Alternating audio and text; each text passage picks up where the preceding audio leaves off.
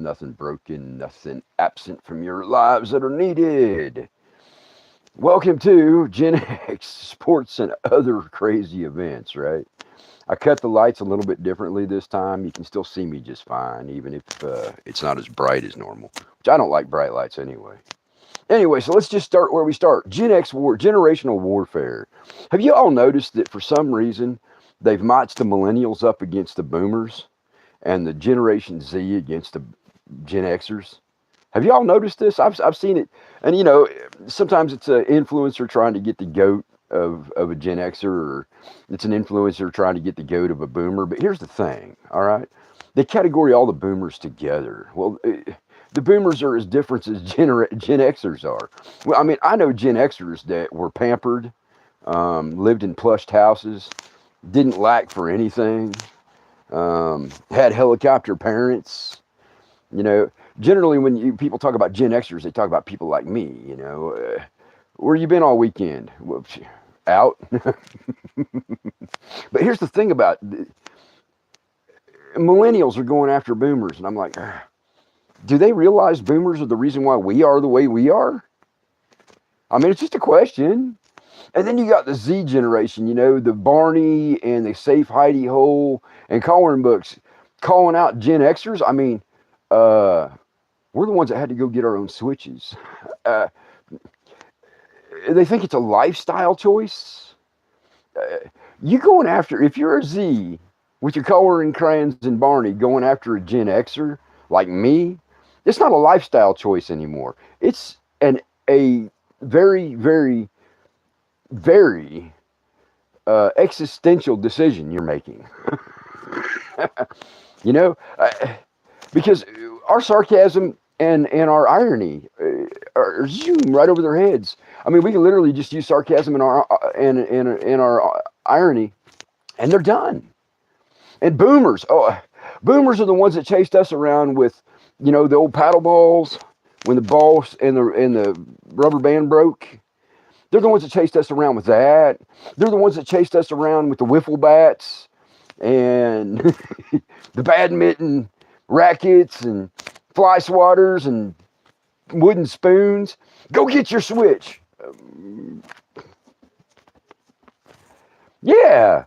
Millennials going after boomers, the ones that created us, that's crazy. I mean, they shouldn't even try us, but I mean, And the other thing, too, is we've gotten old enough now that our GAFs are broke. The boomers are a little bit different, but Gen Xers, our GAFs are broke. I don't know where it got broke at. I think it was somewhere back in the late 70s or early 80s. So, and we're also getting to that point where the switch between here and here is almost non-existent outside of just minor situations. But yeah, generational warfare. Millennials on boomers that raised us, and Z with their coloring books and Barney and their little Heidi spots, their safe zones, going after Xers.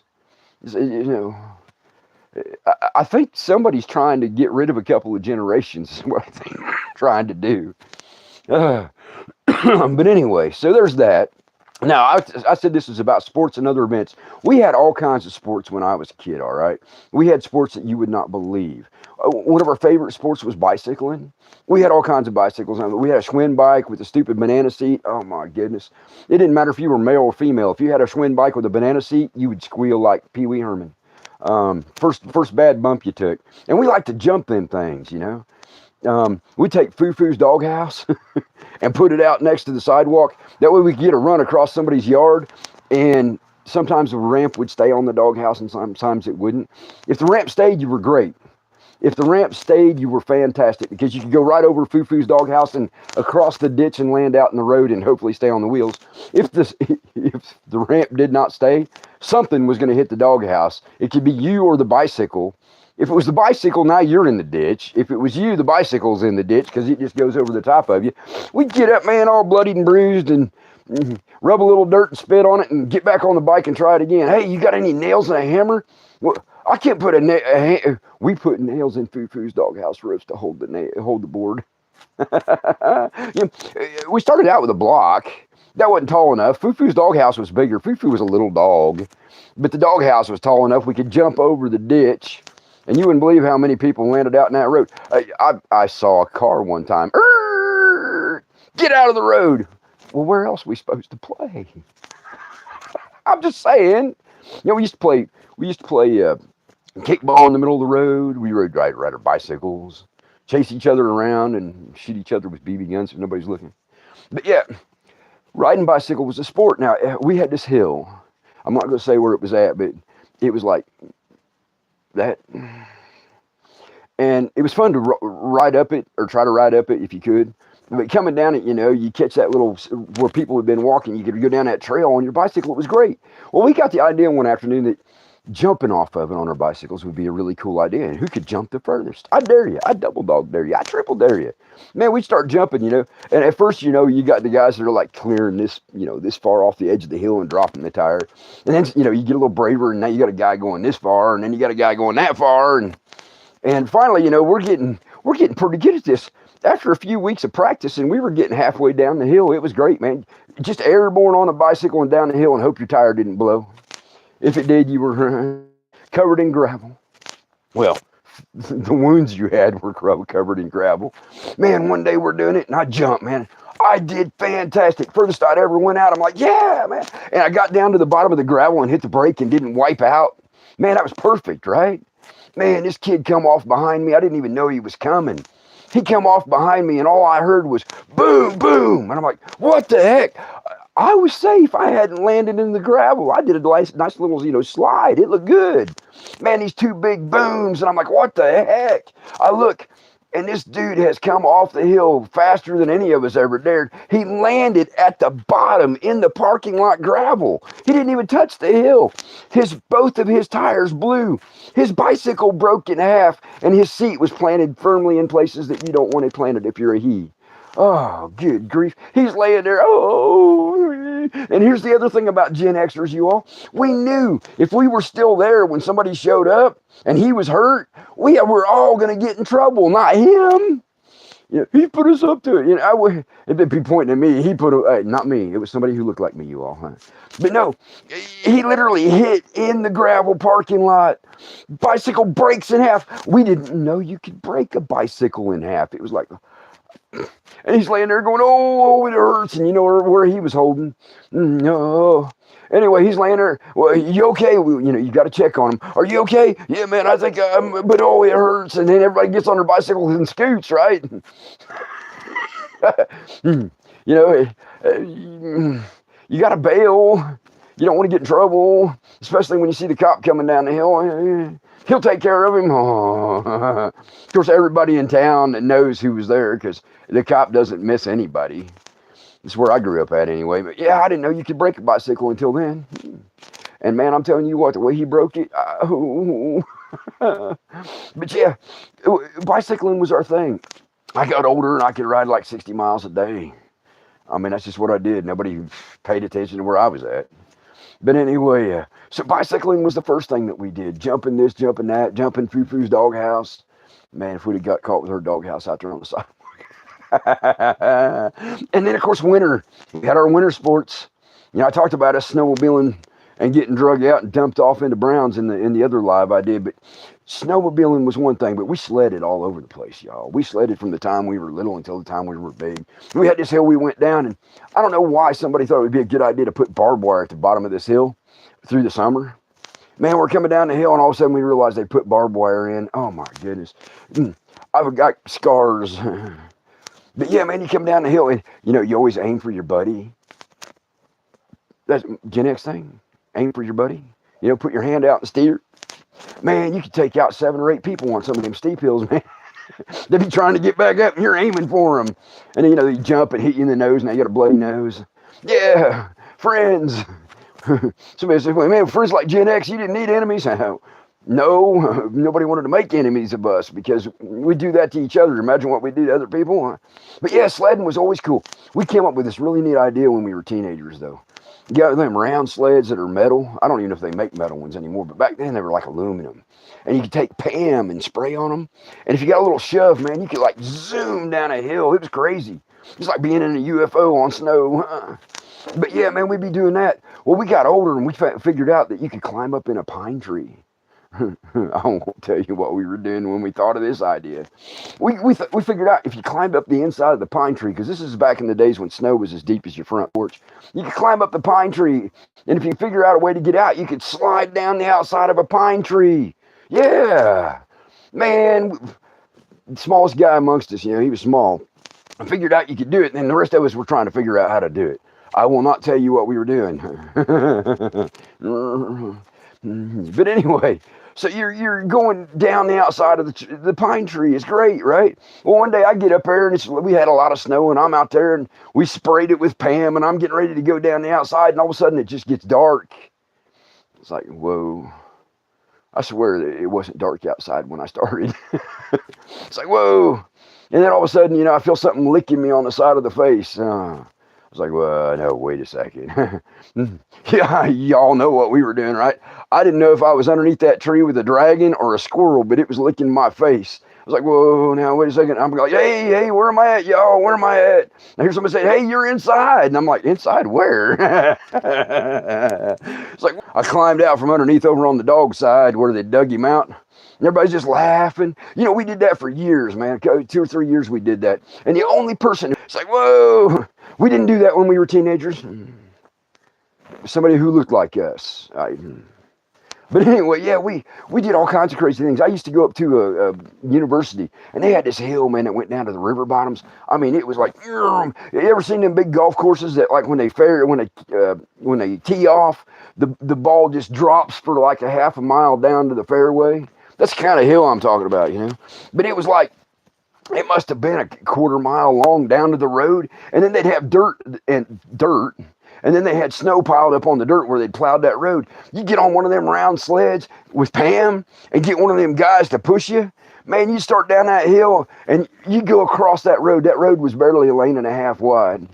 Old river road. Man, you go across that road and people who would see you would think that you were like a giant alien in a little UFO flying across there. Man, you get on down in there. And they did figure out, though, that they had to put some bales of hay over on the other side, because if you managed to get across the road, the next stop was the river. We had a couple of them that did that in the middle of winter. Brrr. But yeah, man, we'd do all kinds of crazy things on sleds. We'd hook sleds up behind dirt bikes. You'd get a round sled and put it behind a dirt bike, and you can go across the dirt field. The only problem with that is if the corn is still there, every once in a while you get something run into you. Oh, trying to get one of those out without anybody finding out. Oh, but yeah, we did all kinds of crazy things on sleds and snowmobiles. Skiing was another thing.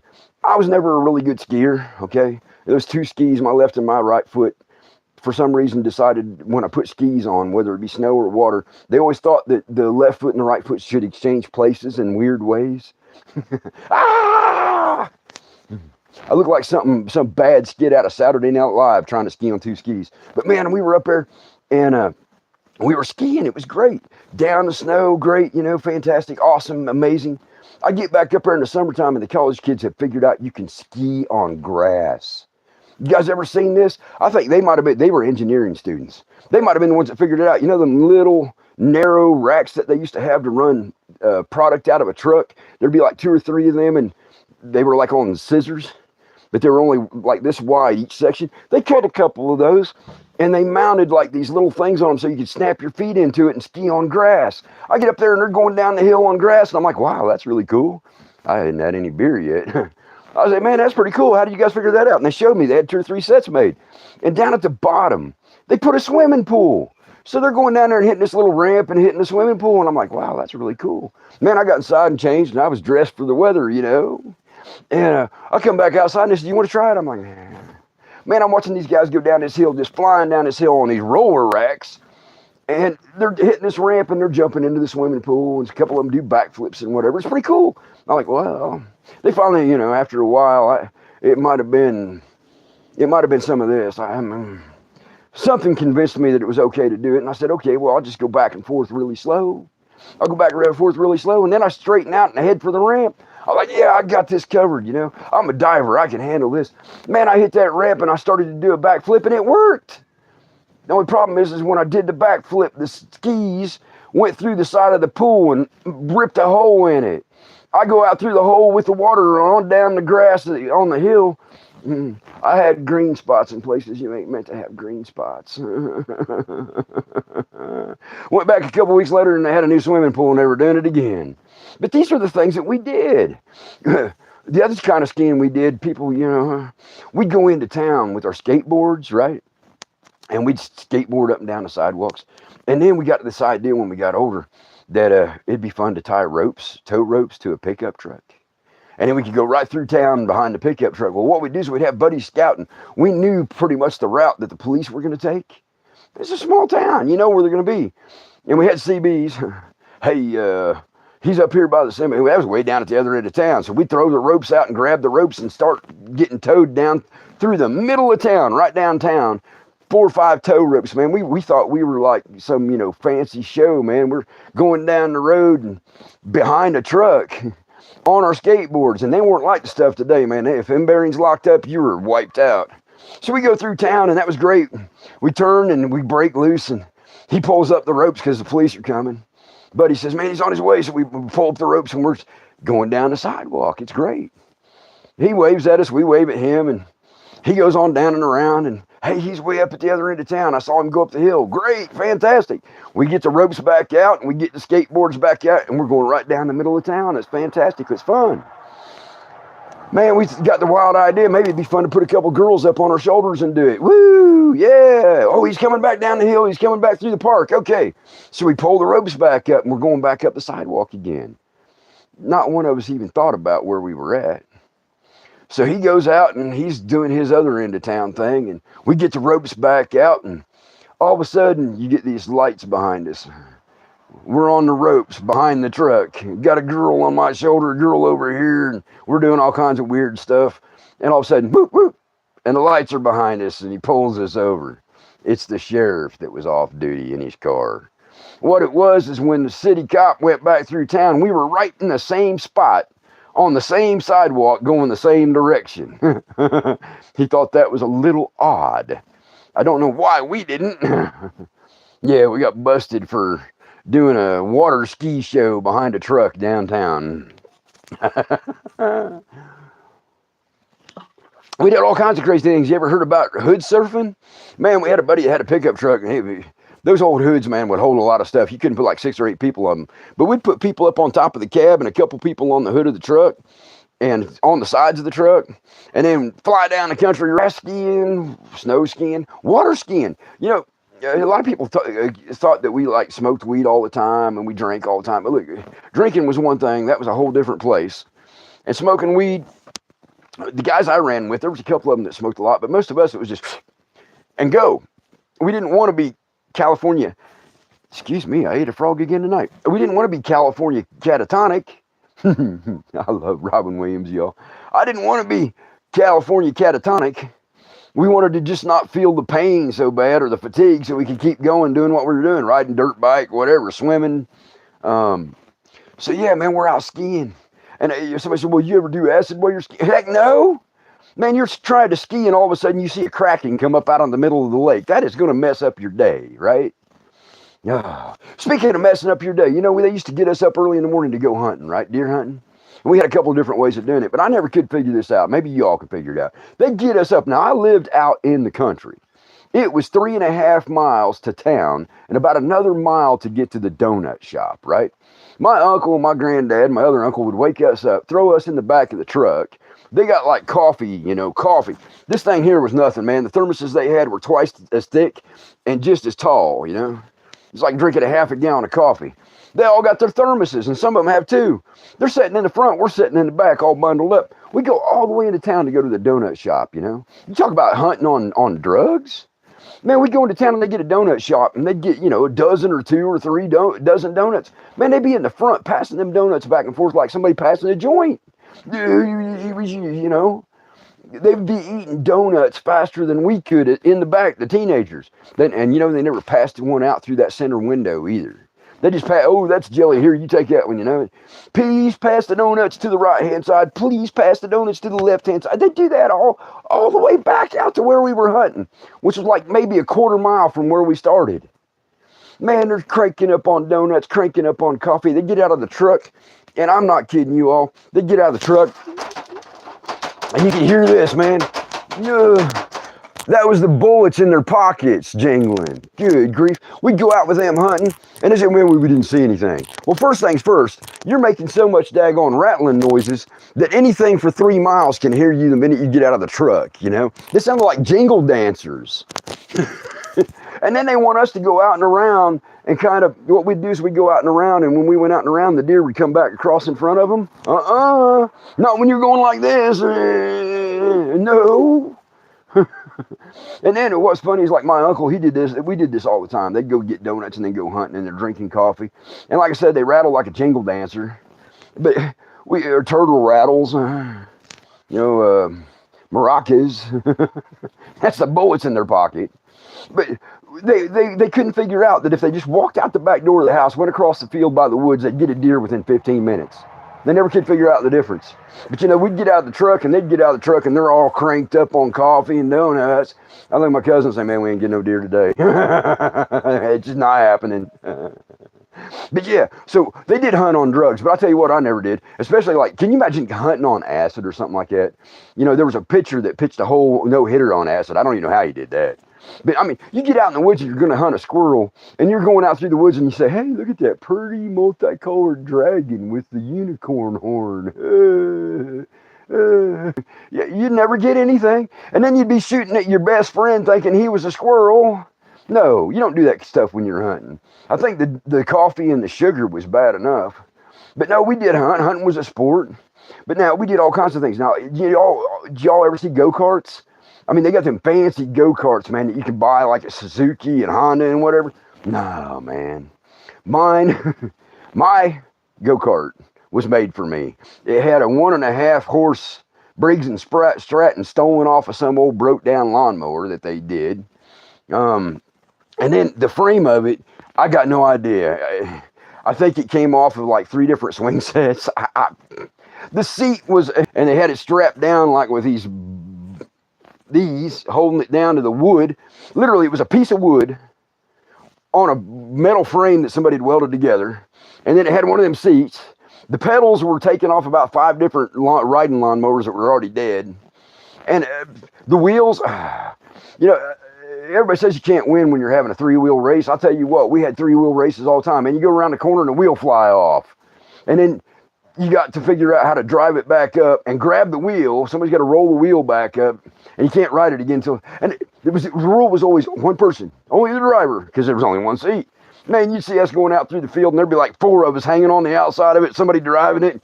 Somebody gets dumped off in the garden. Hey, man, fix that. We'll tell Grandpa that it was a raccoon. Yeah. Well, how did you get your arm all wanky like that? I fell. You weren't on that go-kart. Oh, no. I wasn't on that go-kart.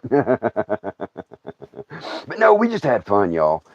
Our go-karts were Heinz 57 go-karts. I don't know I have no idea what it was made out of. I just know it was funny. And people would just look at it. Does that thing run? Yeah, you pull on it and you get on it. I had a dirt bike. I thought it was fantastic. They got me this little fat cat with little fat tires. I thought it was great. Man, they get me on it and they're seeing how I do. Take it nice and easy. Take it nice and slow. Yeah. And I'm taking, nice and slow and I'm driving it. It's great. I'm having a good time. No problem. Nice and slow. We'll go a little bit faster. Okay, a little bit faster. My uncle says, well, come back over here. And I was like, all right. He says, when I hit the brake. I did. Guess what? They forgot to hook the brake up to the bottom. So they had to snatch me off of it and kick it over to stop it. Those are the kinds of things I had. Yes. Now, I got a little bit older. I did get a dirt bike, but mine was, out of the auction. We rebuilt it. That's how I learned how to build stuff, is because if I wanted it, I had to fix it. I got me a dirt bike, man. I thought I was doing great, man. I had a 75cc. Dude comes over to the 125.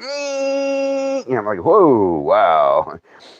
So we're having a good time, and they just take it off and leave me, So I got a 125.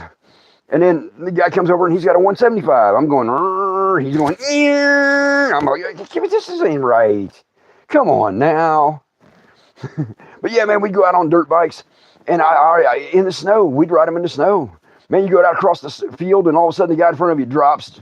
You're like, whoa, let off everything, hit the brake, let off everything else. And you're like, boom, down in the snow. You're now 8 foot down. Your head is kind of sticking out over the top. of the snow if you're lucky. And now you got to dig yourself back out. But we had this little game that we used to play. Where I was at, we had a lot of bridges that were out, right? Can you imagine? Now we got bridges that are out. It says bridge out. The road goes down there, no blocks, nothing. Right there at the bridge, it says bridge out. Can you imagine having a bad night? But anyway, so we go down there, and our I don't know who thought of it. It wasn't me. I said, man, you know what? If we did it just right and got it the right speed, we could go right across them beams. It's like, wow, never thought about that. Cool. So we started doing it, man. We'd take the dirt bike and line it up, and we could go right across the beams that were still there. There wasn't no road pad or anything left, just the beams going across. Yay! Thank God it wasn't one of these, right? Thought, man, that's fantastic. This will be great. So our challenge, go across the beams. Well, one guy decided he was going to go out on this. We'd always went in the middle ones, right? He decided he was going to do the one way out on the outside one night. And we're going across there, and we decided, hey, well, if he's going to take that one, then we can take the two middle ones, and four of us can go across here at the same time, because the other guy on the outside, right? So, yeah, all right, I'll race you. We're all going to race across them beams. I'm like, yeah, this is going to be great. Man, we take off across there. Zoom, I get over to the other side. The guy on this side of me is right beside me. The guy on the other side is right behind him. And we're looking, and the other guy's nowhere to be found. It's like, so we parked the bikes, trying to figure out where he went, because he didn't shoot past me. We look, and he's down there in the water. He literally come off the side, dropped down in the water. Thank goodness it was a deep spot. So we go down and around the creek and help him get it out, and back up onto the bank, and didn't really dry out too quick. We had to push. Everybody had to push the bikes home because he thought it'd be a good idea to ride on the outside, and then fell off. Which, jumping off a bridge was no big deal. That was one of our sports. We had 2 or 3 bridges we jumped off of. Now, a lot of times we'd get underneath there where the service guys were at, and we'd jump off of there, which wasn't so bad. But one day we decided the river looked like it was going to challenge us, and we dove off from up on the handrails on the side, or the rails on the side. Woo, you talking about waking you up, man, that's a long way down. Of course, once you get there, you can't chicken out. That's the problem with Gen Xers. Once you start, you can't stop. Yeah. How many times you stick your foot in your mouth and you're like, oh man, that's a long way down here. Oh man. Of course, then you stay under the water and come up underneath the bridge where they can't see you, and they're just sitting there watching and watching and watching and watching. And, do you see him yet? And then they're over on the other side. Can you see him yet? No, they have no idea where you're at, and you're sitting there underneath, sitting there underneath with one of the pilings, and they're like, man, he ain't come up yet. Well, look down the river. We did that to each other. Yes, we did. Man, we had this place we used to go. We called it skydiving heaven, man. All kinds of stuff you'd see there.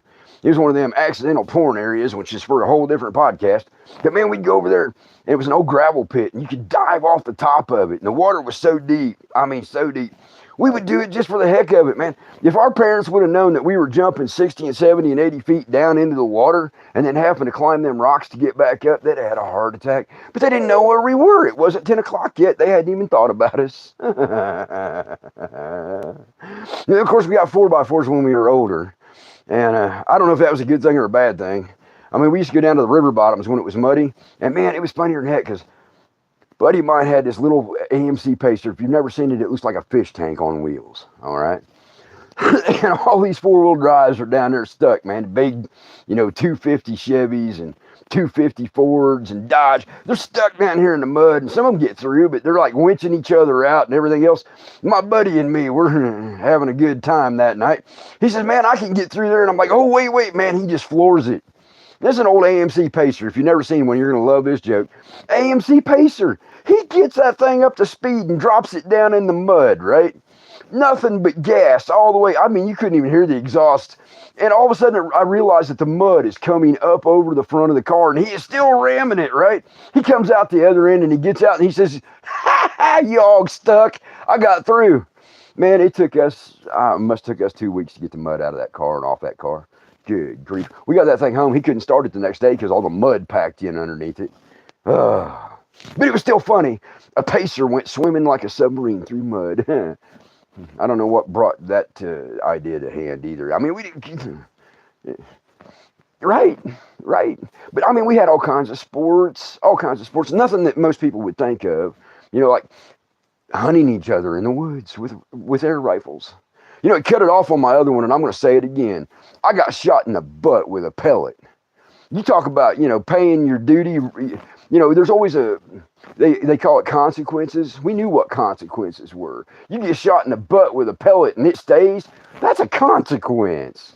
And then even worse, you got to ask somebody to get it out. Oh, no, I'm not going to do it. Your buddies, oh, yeah, man, I do. No, no, if it was in your leg, I'd do it, but not your butt. And I'm like, what? It's in your butt. No. I'm like, oh, do it again. I'm going to say it again because they cut it in the other one. I had to call my uncle, and he come over, and he had to call my granddad. Now, you imagine being a teenager on the kitchen table with your granddad and your uncle with a knife and a pair of tweezers getting a pellet out of your rear. Good grief. Now, that's penance enough, don't you think? You going to do that again? Oh, well, not this weekend. It's just kind of how it happens. But yeah, man, I shot in the butt, shot in the arm. Good grief. We had one buddy that had to go to the hospital because they couldn't get it out. Didn't ask me to, and I wouldn't have anyway. It was in his butt. No. And I got a message from somebody, I don't know who, I can't remember your name at the moment, but man, I'm not giving you grief, I'm just telling you. He asked me about smoking, all right? If you watch that last 2-hour show I did, I took one puff off a cigarette when I lit it. And please note, I haven't taken a puff yet. I come up in a whole different time. GenX was a whole different thing. Do y'all remember when people would be going through the grocery store smoking and putting the ash in the ashtray that was attached to the cart where the kid was sitting? I do. Man, I went to the movie theaters and you had an ashtray in between every other seat. And the smoke would just, everywhere. Smoking was a thing. We would have get-togethers on the weekends and they'd be playing cards and us kids would have to duck down to get underneath the smoke to see who was sitting at the table. It's like being at a rock and roll concert. Yeah. I mean, and there's an event, rock and roll concerts, man. We'd go to rock and roll concerts, and if you were on the floor and the lights came up and you couldn't see anybody behind you because of the fog, and if you were off the floor looking down, forget it. You couldn't see anybody down there for the fog. It was like in layers. I don't know what kind of fog that might have been. I'm getting hungry, y'all. I got the munchies. But yeah, you go to a rock and roll concert, you'd be off the floor just one level, and you couldn't see anybody below you when the lights were up. And you'd be standing there. It's really funny because you don't even know these people, right? Hey, you want? They pass it this way, and then there'd be one passing this way. Hey, man, they tap you on the shoulder. Man, by the time you got done, the concert, they haven't even played any music yet. And you're like, Now that's California catatonic. And then anywhere that you want to go, if you got to go up or down, you got to go through the smoke. It's like, if you weren't hungry when you went to go to the bathroom, you'd be starving by the time you got down on the floor and around the corner to go to the bathroom or up to the next level. Good grief, it was horrible. What? It wasn't me. It was somebody who looked like me. I swear, I never cut school to go to a concert.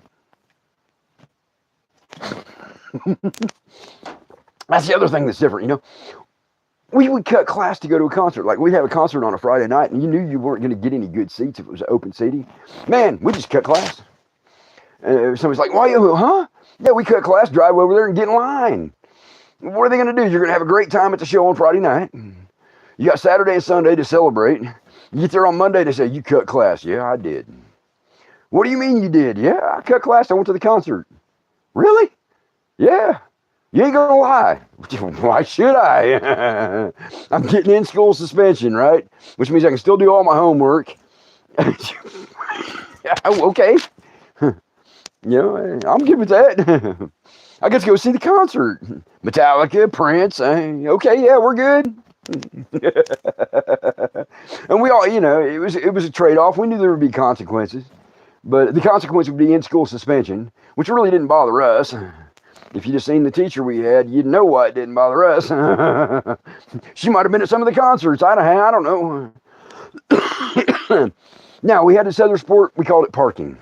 And a lot of people who are younger have no idea what it means to go parking. You get out in the middle of nowhere with your girlfriend or your boyfriend. Yes. It's the whole reason why that song, Paradise by the Dashboard Lights, was written. I'm just saying. But yeah, man, you go parking. And I'm not going to talk about all that stuff. I'm going to talk about what we did to each other. Now, you want to talk about GenX, a auxiliary, right? He was older than me. I said, man, do you have them bar lights still off your truck? He goes, yeah. I said, can I borrow them? He says, for what? I said, well, let me borrow them bar lights. I'll bring them right back to you. What do you mean? I said, I'll have them back to you within an hour, maybe an hour and a half. What are you going to do? I said, man, you don't want to know. He goes, no, I don't. He says, but you can borrow them. So I take the bar lights, and they're magnetic. I stick them up on top of my truck. And then I got these two great big KC lights. That's what they call them now. I had them mounted on the top of my truck too, but I hardly ever used them except for, when it was really, really bad. And then we had these things back in the old days that were like this weird digital horn. They'd play like cucaracha, and they'd play all kinds of things, And we even had the air horn thing too, right? But we also had PA. We had a PA speaker that our CB hooked into. So you go, hey, what are you doing? And you could hear it, miles away. Man, one night, like I said, they was up there parking. And I got the bar lights. I got the KC lights. I got the PA on my CB radio. Man, we all sneaking in there. I said, well, wait. I stopped everybody and I got out. I said, hey, everybody get in the back of my truck. What? I said, get in the back of my truck. So there's like 20 of them piled up in the back of my truck. And him and her, we know they're parking over there. So we come up over the hill really quiet. And we got no lights, no nothing on, right? No lights, no nothing. We come up over the hill and we can see him sitting down there. So I get ready with the CB radio. Buddy of mine gets ready with the 2 switches to get all the lights on, right? I said, all right, 3, 2, 1. Hey, what are you doing? All the lights come on. She jumps up. We get to see everything she's got. She bounces off the hood of the top of the car. He comes up and hits his head. Oh, you're just staring, and I'm laughing through the PA. Gotcha. We turn around and drive out, right? Man, she wouldn't talk to me for weeks. It's like, wow. Man, you talk about mad.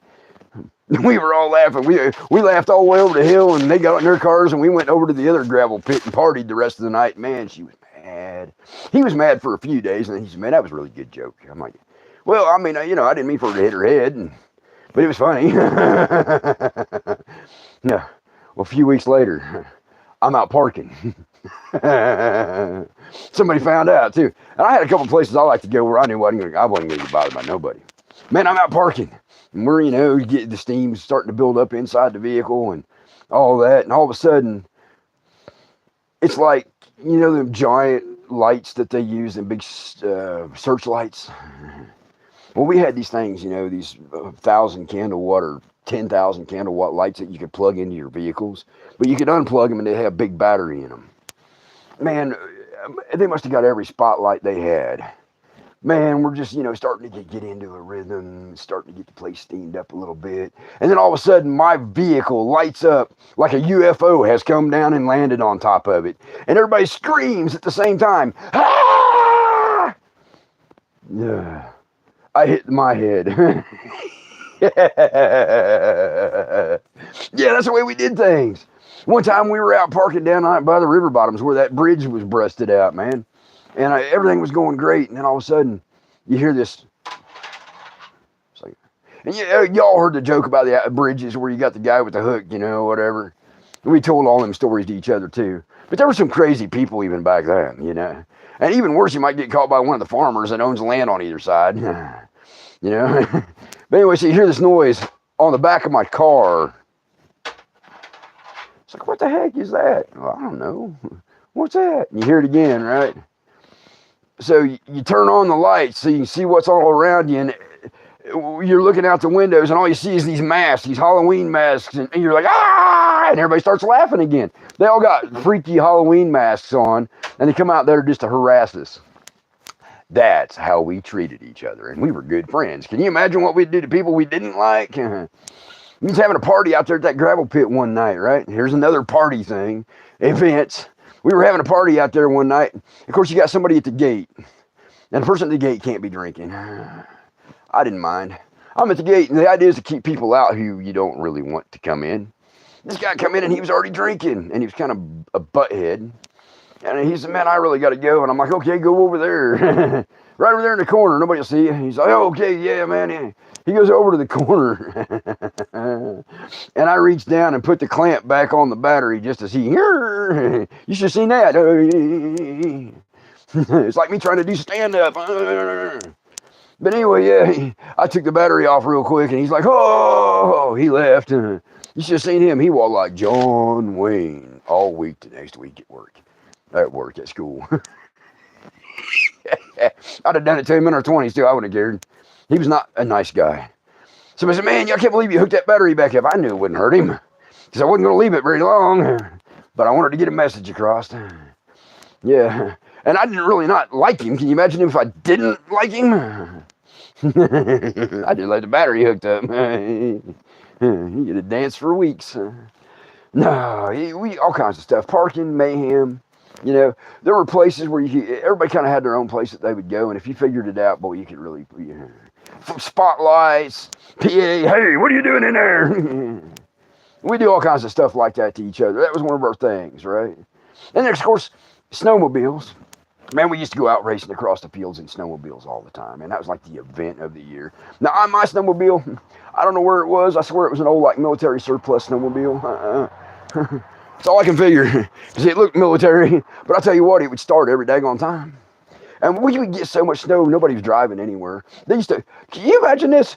GenX, they would give us a list, right? We would pick up the phone because the phone worked, because the lines weren't completely down. We pick up the phone and make a list. Oh, so-and-so wants, a pint of vodka and a pint of whiskey and a carton of cigarettes. Go to the liquor store. I'm getting this for so-and-so. And they would write a ticket, right? And you would get the copy of the ticket. And they'd keep a copy of the ticket. And they'd give you the liquor and the cigarettes on your snowmobile to take out. And I had a couple of different, backpacks at the time. And we had bags too, duffel. But yeah, man, you'd ride into town and get groceries, medication, cigarettes, booze. And you just tell them who it was for. They'd write the ticket out and you'd put your name on it. And for whoever. And then you'd haul liquor all the way out. Yeah, you'd haul it. But here's the thing. Sometimes they would call and check. But yeah, when we were kids, 12, 13, 14 years old, the snow was so deep. We would ride into town on the snowmobiles to get people food. Now, I got to say something about the guy that owned that grocery store in town. He would stay open and keep it so that snowmobiles and four-wheel drives could get in to get stuff if they needed to. Because, there were times that we were closed. Everything was closed down for a week. And the power would be out for a week. And out in the country, the power might be out for 2 weeks. That's the way it was for us. But anyway, so we'd ride the snowmobiles into town, and you go to the liquor store and say, hey, so-and-so Joe Smith needs a pint of this and a pint of that and a fifth of this and 2 cartons of cigarettes. And they would give it to you in a bag. Yeah, and we'd take it back out to them. Get a little, tip for gas, and off we'd go again. And we did that a lot. But that was one of our things. But now, when we were playing on snowmobiles, that was different, man. We would tear heck up and down the fields because there wasn't nothing you could hurt, snow on top of it. Man, one time I'm zooming out across the field, and all of a sudden I felt like Superman. It's like, whoa, this is pretty neat. What the heck? Boom, smash, crash into the field and into the snow, and I'm down into the snow trying to figure out how did I get here? I don't remember being like this. I swear I was like this a minute ago. And then you kind of look up and your snowmobile light's facing you, sort of, kind of hanging, weird. And what I've done is I've run the 2 skis of my snowmobile into the top of the fence, and they caught and launched me across the road into the other field. Yeah. And we survived it. I didn't have a helmet. Oh, is that what's wrong? No, I didn't. But no, we did all kinds. We rode dirt bikes with no helmets. Yeah, man. I don't know how many times I'm like, oh, man, that hurt. Well, you got something, and, you put your hand up here, and you take it down, and you're, like, covered in blood, and all of a sudden, you feel it running down. It's like, maybe I should have wore a helmet. You going to go tell? No, we're going to go to the house and rinse this off. We're not telling anybody. No. But then we had all kinds of other weird events, like, y'all remember, I don't know if they still do it as much as they used to, but we used to have them Christmas programs. There's an event. Every family member wanted to come see you do your elementary school Christmas program. It's like, with the reindeer antlers or the weird elf house or whatever they could figure out to put you in to make you look goofy.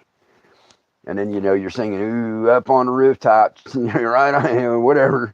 But it got better when we were in high school, man. We had these spring festival and fall festival shows, man. We could do what we wanted. So, like, we rock and roll. And the girls would dress nice to dance. Woohoo! That created a whole different kind of thing, right? A whole different kind of thing, because now we could do what we wanted. And events. But yeah, Gen X is different. I keep trying to tell everybody we're different. And it's not that we're nasty or anything like that. It's just we've learned. We know that the stuff is in the air and the fans are on, and we know to step out from in front of it. And most people haven't figured that out. And a lot of times we can see it getting into the air long before the truck's back up.